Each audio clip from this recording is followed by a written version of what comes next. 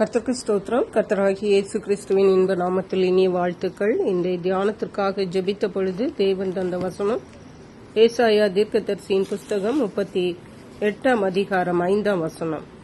நீ போய் எசேக்கியாவை நோக்கி, உன் தகப்பனாகிய தாவீதின் தேவனாயிருக்கிற கர்த்தர் சொல்லுகிறது என்னவென்றால், உன் விண்ணப்பத்தை கேட்டேன், உன் கண்ணீரை கண்டேன், இதோ உன் நாட்களோட 15 வருஷம் கூட்டுவேன்.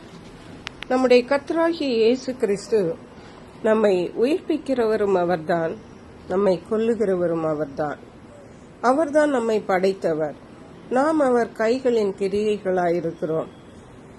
எசேக்கியா ராஜா மரண படுக்கையிலே இருந்தபோது அவர் ஏசாயா தீர்க்கதரிசியை தேவன் அனுப்பி, உன் வீட்டு காரியங்களை ஒழுங்குபடுத்து, நீர் மரித்து போவீர் என்று சொன்னார். அப்பொழுது எசேக்கியா ராஜா தேவனிடத்திலே மிகவும் அழுது ஜெபித்தார்.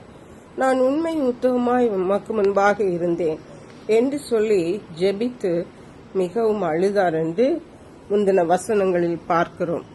அப்பொழுது கர்த்தருடைய வார்த்தை திரும்பவும் ஏசாயா தீர்க்கதரிசிக்கு உண்டாகி, நீ போய் எசேக்கியாவை நோக்கி, உன் தகப்பனாய தாவீதின் தேவனாயிருக்கிற கர்த்தர் சொல்லுகிறது என்னவென்றால், உன் விண்ணப்பத்தை கேட்டேன், உன் கண்ணீரை கண்டேன், இதோ உன் நாட்களோட 15 வருஷம் கூட்டுவேன் என்றார். அந்த மரண படுக்கையிலும் தேவனுடைய சித்தம் அவர் மரித்து போவதுதான். ஆனால் அந்த சூழ்நிலையிலும் எசேக்கியா ராஜா தேவனுடைய சமூகத்திலே மனம் கசந்து அழுத தன்னுடைய உண்மை உத்தமத்தையும் எடுத்து கூறின பொழுது தேவன் மனம் இறங்கினார்.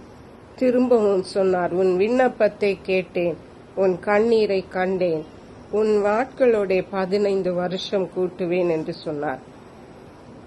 1 சாமுவேலின் புஸ்தகம் 2 அதிகாரம் 6 வசனம் சொல்லுகிறது, அவர் கொல்லுகிறவரும் உயிர்ப்பிக்கிறவருமாயிருக்கிறார், அவரை பாதாளத்தில் இறங்கவும் அதிலிருந்து ஏறவும் பண்ணுகிறவர்.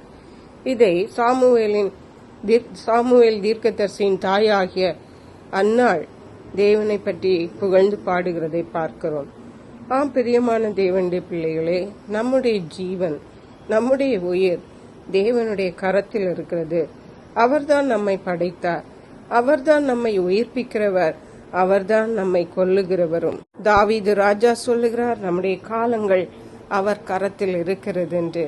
பிரியமான தேவனுடைய பிள்ளைகளே, இன்றைக்கு உங்களுக்கு எந்த சூழ்நிலையில் நீங்கள் இருந்தாலும், நீங்கள் இனி வாழ்வதற்கே முடியாது என்ற சூழ்நிலைகள் இருந்தாலும், தேவனிடத்தில் வருவீர்களானால், தேவனிடத்தில் உங்கள் விண்ணப்பத்தை ஏறெடுப்பீர்களானால், தேவனிடத்தில் உங்கள் இருதயத்தை ஊற்றி விடுவீர்களானால், நிச்சயமாகவே தேவன் உங்களுக்கு இரக்கம் செய்வார், உங்கள் ஆயுசை நீடிக்க பண்ணுவார்.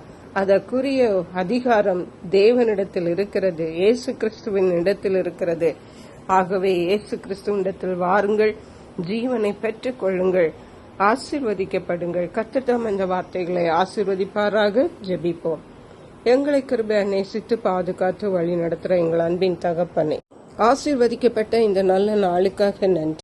இந்த வேளையிலும் கர்த்தருங்கள் விண்ணப்பத்தை எல்லா சூழ்நிலைகளிலும் கேட்கிறவர், எங்களுக்கு ஜீவனை தருகிறவரும் நீர்தான், ஜீவனை எடுக்கிறவரும் நீர்தான் என்று எங்களோட திட்டமும் தெளிவுமாக பேசியிருக்கீங்கப்பா.